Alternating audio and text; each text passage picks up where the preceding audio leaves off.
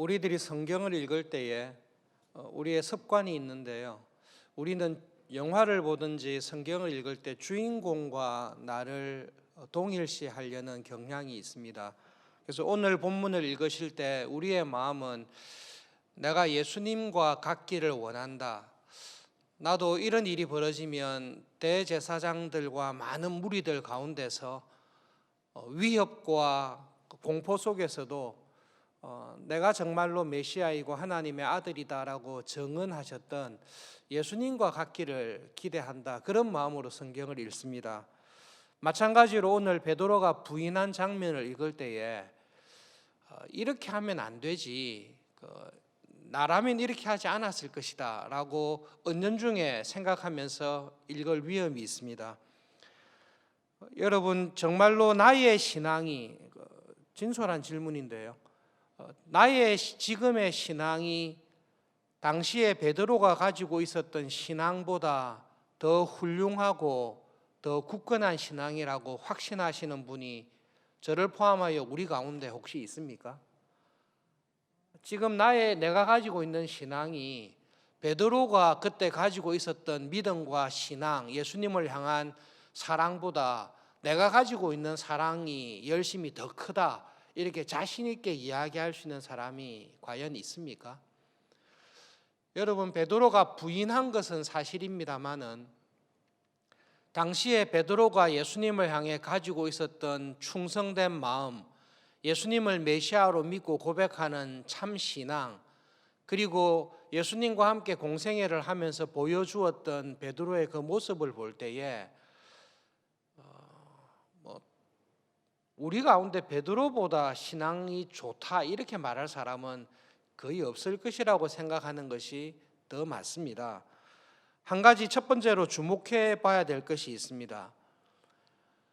한밤중에 갑자기 예수님께서 잡혀가게 되었습니다. 그리고 대제사장의 뜰에서 예수님을 죽이려는 마음으로 충만한 사람들에게 사로잡혀 있는데요, 모든 제자들이 다 도망갔습니다. 확실하진 않지만 제가 추측하기로는 그 붙잡혀간 끌려가시는 예수님을 보고 도망가지 아니하고 졸지에 잡혀가시는 예수님에게 어떤 일이 벌어질까를 염려해서 예수님께서 잡혀가신 곳까지 끝까지 따라간 사람은 베드로와 요한밖에 없을 것이라고 생각합니다. 여러분, 지금 베드로가 예수님께서 엄청난 고난과 죽음을 앞둔 상황에 예수님에게 무슨 일이 생기면 어떡하나, 예수님에게 지금 무슨 일이 벌어질까 관심을 가지고 자기의 목숨이 위태로운 것을 무릅쓰고 대제사장의 뜰에, 원수의 소굴에 자진해서 염려돼서 따라간 사람은 베드로입니다. 지금 베드로가 대제사장의 뜰에 함께 서 있는 것 자체가 여러분, 이게 대단한 용기가 아니고서는 불가능합니다. 모든 사람이 예수님을 버릴지라도 저는 끝까지 예수님을 버리지 않을 것입니다. 베드로의 그 말은 거짓이 아닙니다. 베드로는 자기가 고백한 대로 예수님의 고난의 자리에 들어가서 지금 예수님에 대한 관심과 염려 가운데 걱정하며 서 있는 것입니다. 짧은 시간 동안 다 살펴볼 수 없지만 오늘 기록되어 있는 본문의 내용을 보시면 여러분, 내가 지금 베드로와 같은 상황에 있다라고 생각해 보십시오. 내 주위에는 전부 다 나를 죽이려고 하는 사람들로 가득 차 있습니다. 어떤 일이 있어도 죽이려고 작정한 사람들이 있습니다. 예수님의 수제자라는 것을 숨기기 위해서 햇볕 쬐는 가운데 모닥불을 피워놓고 모든 관심을 예수님의 신문 쪽에 돌리고 바라보면서 있는데요, 대제사장의 집에서 일하는 여자 종이 베드로의 얼굴을 가만히 자꾸 쳐다보고 있습니다. 쳐다보다가 이 여자가 베드로의 정체를 짐작을 했습니다. 여러 사람들과 함께 있는 가운데 그 여자가 베드로를 딱 지목하면서 당신도 예수의 제자지 않냐고, 내가 볼 때 당신이 예수와 함께 따라다닌 사람인 것 같다라고 베드로에게 갑자기 질문을 하면서 베드로가 예수님과 한패라는 것을 폭로하기 시작했습니다. 안 그래도 마음에 염려가 돼서 조마조마하여 따라와서 숨기고 있는데요. 갑자기 한 여자가 자기를 향해서 내가 당신을 잘 압니다. 당신은 예수와 함께 있었던 예수의 제자인 것 같다라고 소리쳤을 때에 베드로는 응급결에 아니라고, 나는 저 사람을 모르는 사람이라고 이야기를 하고 자기를 알고 있는 그 여자를 피해서 길가 쪽에 있는 문으로 도망을 해서 다른 사람들과 서 있었습니다. 그런데 걱정스러운 일이 생겼는데요. 당신이 예수의 제자라고 했던 이 여종이 베드로가 그쪽으로 옮기는 것을 보고 베드로를 따라왔습니다.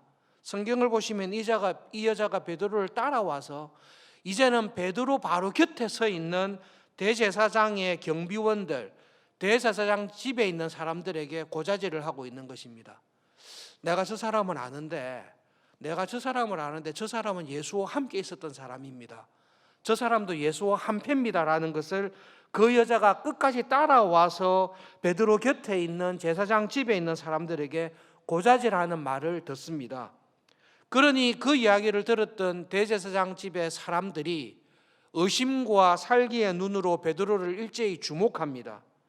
베드로는 당황해서 다시 부인합니다. 아니라고, 저 여자가 지금 엉뚱한 소리를 하고 있다고, 나는 예수라는 사람을 전혀 모른다라고 부인합니다. 이제는 더 이상 도망갈 곳이 없기 때문에 그곳에 앉아서 그곳에 서서 사람들과 같이 있습니다. 이야기도 나누었던 것 같습니다. 그런데 그 베드로의 부인을 들었던 옆에 있던 사람들이 한 가지를 발견하게 됐습니다. 예루살렘은 남쪽인데요, 갈릴리는 북쪽입니다. 우리가 쉽게 이야기하면 너 예수와 함께 있었지 이렇게 했을 때 베드로가 자기의 고향을 나타낸 것입니다. 아닙니다. 저는 경상도 사람이 아닙니다. 갈릴리 말을 하게 된 것입니다. 주위에 있는 사람들이 딱 봤을 때 이거 네 진짜 예수를 따라다니는 놈이구나. 네가 왜 여기 와 있나라고 베드로를 위협했습니다. 그러자 베드로가 두려움과 염려 속에서 하나님 앞에 맹세를 합니다. 내가 만약 하는 말이 거짓말이라면 하나님께서 나에게 저주를 내려서 나를 죽여도 좋습니다. 내가 하나님의 이름으로 맹세하는데 나는 예수라는 사람과는 전혀 무관합니다. 나는 예수라는 사람을 모릅니다라고 부인하다가 마지막 이 죽음의 두려움 앞에서 베드로가 나는 예수라는 사람과는 아무런 관계가 없는 사람입니다. 내가 만약 예수와 관계가 있다라고 하면 하나님이 나에게 저주를 내릴 것입니다. 두려움 속에서 자기의 생명을 보존하기 위해 베드로가 맹세하며 예수님의 이름을 저주하며 자기에게 하나님의 저주를 내리실 것을 이야기하며 예수님을 부인합니다. 그때 두 번째 닭이 울었습니다. 첫 번째 여종이 베드로에게 너 예수와 한패잖아 했을 때 닭이 울었습니다. 그때 베드로는 닭 우는 소리를 못 들었습니다. 세 번째 하나님께 맹세하며 나는 예수와 관계없다라고 이야기했을 때 두 번째 닭이 울었습니다. 신기하게 그때 닭 우는 소리가 베드로의 귀에 들렸습니다. 요한복음을 보시면 닭 우는 소리가 베드로의 귀에 들려서 베드로가 정신을 차리고 예수님께서 닭이 두 번 울기 전에 세 번 나를 부인하리라는 말씀이 베드로의 마음에 불현듯 떠올라서 예수님을 바라보게 되었습니다.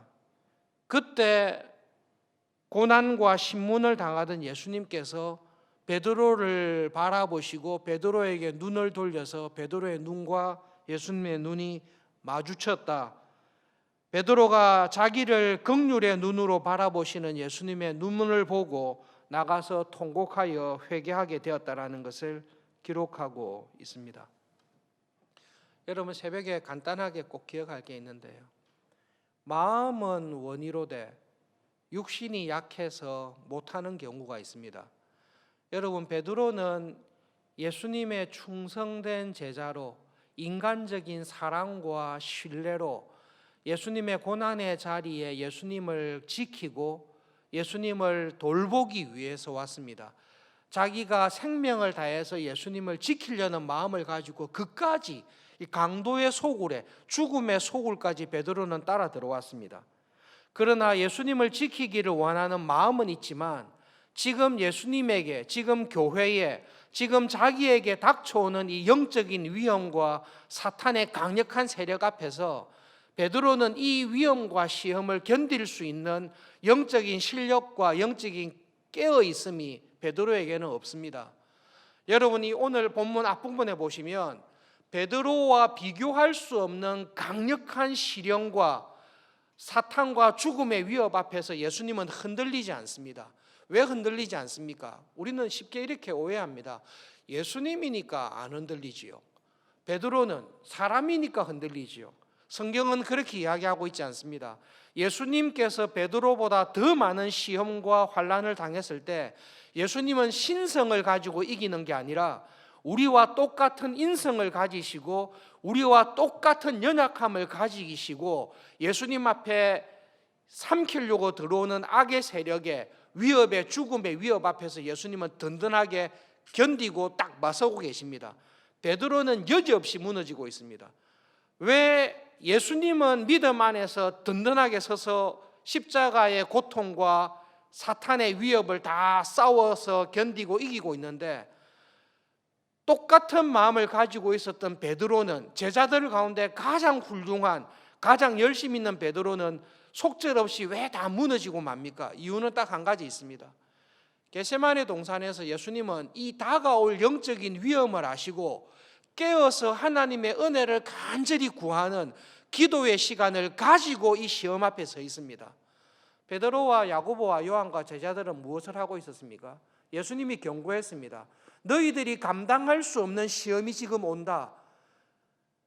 나와 함께 너희들의 영혼을 위해서 기도하고 하나님의 은혜 안에서 서 있지 아니하면 사단이 밀을 까부르듯이 기도로 준비해 있지 아니한 영적으로 깨어 있지 아니한 너희들을 공격할 때에 너희들은 속절없이 다 무너진다. 기도에 깨어 있으라고 누누이 와서 경고를 하고 조언을 해줬습니다. 내 앞에 다가오는 영적인 위험이 바로 코앞에 있는데 예수님께서 그것을 보시고 깨어 있어라. 지금 나를 위해서 기도할 게 아니라 나와 함께 너희들에게 다가오는 이 환난에서 싸워서 이기기 위해서는 깨어서 기도해라. 1시간이라도 깨어서 기도해서 너희가 이겨야 된다라고 경고했음에도 불구하고 당장 코앞에 닥칠 일이 무엇인지를 모르는 채 잠만 쿨쿨 잤습니다.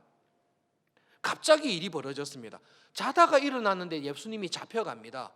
예수님을 따라가야 되겠는데 인간적인 마음과 열심을 가지고 따라갔는데 자기 앞에 다가오는 영적인 위험은 내가 감당할 수 있는 위험이 아닙니다. 여러분 지금 마가가 이 마가복음을 쓸 때에 로마에 있는 그리스도인들 네로의 박해 가운데 고난받고 있는 그리스도인들에게 마가복음을 썼을 것이다라고 우리는 이해하고 있습니다. 마가가 우리에게 주는 교훈은 이겁니다. 여러분 선줄로 생각하십니까? 내가 이 정도 신앙생활하면 내가 목사로, 장로로, 권사와 집사로 내가 이 정도로 신앙생활하면 나는 어지간한 위험이 와도 흔들리지 않는다. 선줄로 생각하십니까? 우리에게 다가오는 영적인 위험은 사도 베드로와 같은 최고의 사도였던 베드로와 같은 신앙의 인물도 믿음 안에서 깨어있고 영적으로 깨어있지 아니하면 우리에게 오는 시험을 감당할 수 있는 사람은 아무도 없습니다. 지금 마가는 환난 가운데 있는 로마의 그리스도인들에게 믿음으로 살아가는 모든 교회의 사람들에게 여러분의 자신을 믿지 마십시오. 나는 주를 위하여 모든 것을 헌신할 수 있고 죽기까지 주님을 따라갈 수 있습니다라고 이런 고백을 할 수 있는 교인은 교회에 그렇게 많지 않습니다.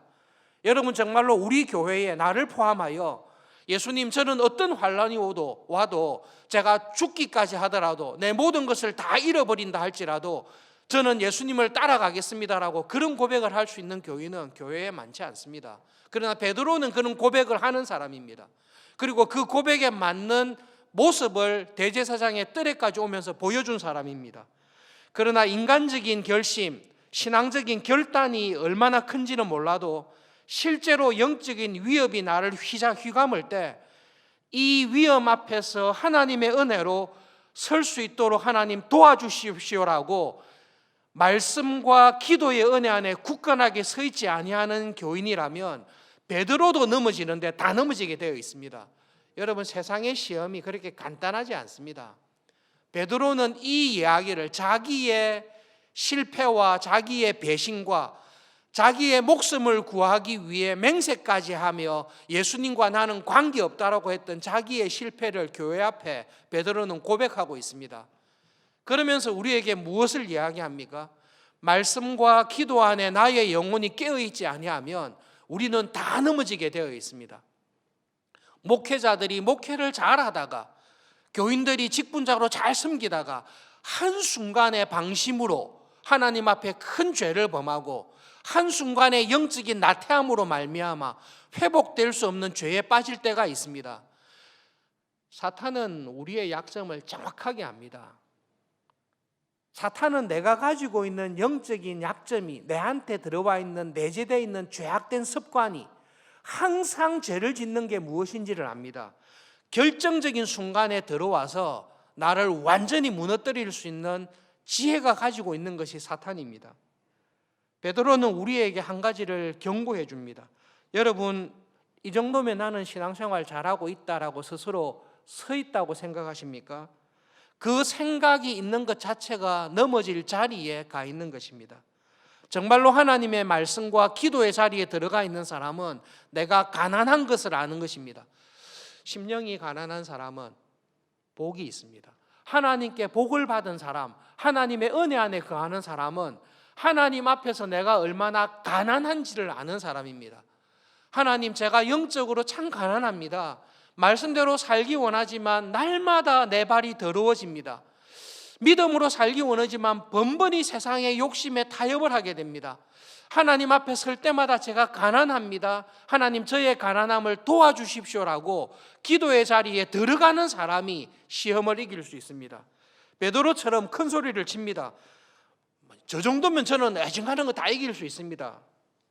보기 좋게 사탄의 시험에 넘어갔습니다. 베드로는 우리들에게 무엇을 말씀하고 있습니까? 아무리 결심을 해도 못한다, 이것을 말하고 있습니까? 그렇지 않습니다. 이 신앙의 고백, 두려움 앞에서 기도하지 않고 하나님의 은혜에 굳건하게 깨어있지 않았던 자기의 처절한 실패를 이야기하는 베드로는 로마에 있는 교인들에게, 우리들에게 내가 이 실패를 경험했습니다. 그때 예수님께서 나에게 회개의 은혜를 주지 않았으면 나는 가룟 유다와 똑같이 망했을 것입니다. 하나님의 나라의 은혜를 잊어버리고 지옥의 형벌을 받았을 것입니다.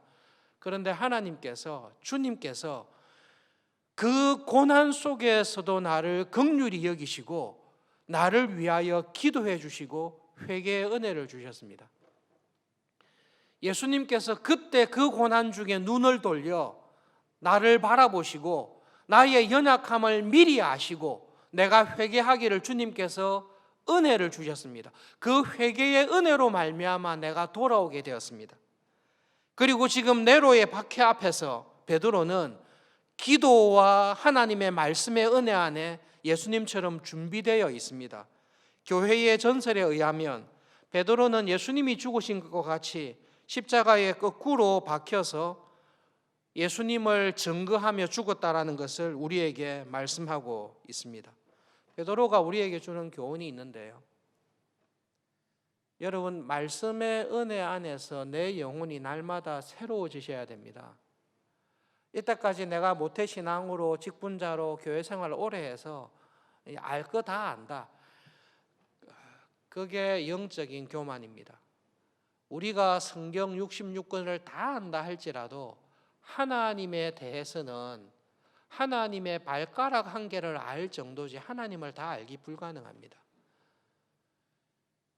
하나님이 어떤 하나님이신지를 말씀을 통하여 나의 영혼이 새 힘을 얻을 때에 그 하나님으로 인하여 우리는 세상을 믿음으로 살아갈 힘을 얻습니다. 내가 얼마나 가난한지를 압니다. 그리고 나를 삼키려고 하는 세상의 마귀의 위협과 그 노력이 어떠한지를 의식을 하면 여러분 기도의 자리에 들어가서 기도하게 되어 있습니다. 매일 하나님의 말씀을 사모하고 하나님, 제가 믿음으로 살기 위해서 하나님의 이러한 성령님의 이러한 은혜가 필요합니다라고 기도의 자리에 찾아 들어갈 때에 믿음으로 살아갈 수가 있습니다. 여러분, 오늘 베드로의 모습을 기억하면서 하나님의 은혜를 꼭 기억하시기를 바랍니다. 교인들 가운데 이런 오해를 하는 분이 계신데요. 목사님, 제가 지금 좀 일이 있어서 신앙생활을 좀 등한히 하고 있습니다. 성경을 열심히 읽어야 되는데 500독 참여해야 되는데 제가 바빠서 참여를 못하고 있습니다. 하루에 1시간씩 교회를 위해서, 자녀들을 위해, 나를 위해 기도해야 되는 줄 알지만 너무 일이 바빠서 제가 기도에 열심을 못하고 있습니다. 제가 마음을 정하게 되면 기도하겠습니다. 베드로는 왜 첫 번째 닭이 울 때 닭 소리를 못 들었습니까? 못 듣습니다, 여러분. 목사님, 하나님, 제가 지금은 바쁜데 지금은 좀 봐주시고 제가 회개할 때가 되면 제가 마음을 고쳐먹고 회개하겠습니다. 그게 가능합니까? 정말로 회개의 은혜를 받은 사람은 지금 회개합니다. 내일 회개하지 않습니다. 오늘 회개합니다. 아니요, 하나님, 제가 오늘은 좀 바쁘니까 내일 제가 회개하겠습니다. 그게 성령님께서 주시는 회개입니까? 성령님께서 나에게 회개의 은혜를 주실 때는, 성령님께서 나에게 감화 감동을 주셔서 회개할 게 은혜를 주실 때는 내일 회개해라 이렇게 하지 않습니다. 성령님께서 내 마음에 찾아오셔서 회개의 은혜를 주실 때는 지금 내 죄를 보게 하시고, 지금 나의 영적인 나태함을 보게 하시고, 지금 내가 범하고 있는 죄를 보게 하시고, 그 죄를 지금 회개하게 해주십니다. 오랫동안 신앙생활했던 교인들 가운데 있는 안 좋은 습관인데요. 다음에 회개하겠습니다. 내가 적당할 때 회개하겠습니다. 그 마음 자체가 마귀의 시험에 악한 자에게 빠져 있는 것입니다. 영적으로 무감각하며 하나님의 은혜가 무엇인지를 모르기 때문에 죄 가운데 계속 살기로 작정하고, 내가 이렇게 살아가는 것을 하나님, 내가 알아서 할 거니까 하나님 간섭하지 마십시오. 회개할 때 되면 내가 회개합니다. 그 시험과 위험에 빠져 있는 것 자체가 베드로와 같이 영적으로 깨어남이 없이, 기도의 준비가 없이 환난과 시험을 당할 때는, 여러분, 내가 베드로입니다. 그러나 그 내가 준비되어 있지 않을 때는 내가 다 무너집니다. 코로나19가 오든 어떤 위험이 오든지 영적으로 깨어있는 사람은 믿음으로 세상을 이기게 되어 있습니다. 믿음으로 세상을 이기는 은혜를 하나님께서 분명히 주십니다. 오늘 말씀을 기억하면서 하루를 기도할 때에 여러분, 오늘 본문에 있는 홀로 고군분투하시는 예수님과 속절없이 무너지는 베드로를 보면서, 하나님, 저에게 회개한 베드로가 그 다음 더 큰 시험이 왔을 때 굳건하게 있었던 예수님을 본받아 시험을 이기며 살아갔듯이 오늘 하루 그렇게 살아가는 은혜를 주십시오. 그렇게 믿음으로 살아가는 하루가 되도록 함께 은혜를 구하면 좋겠습니다.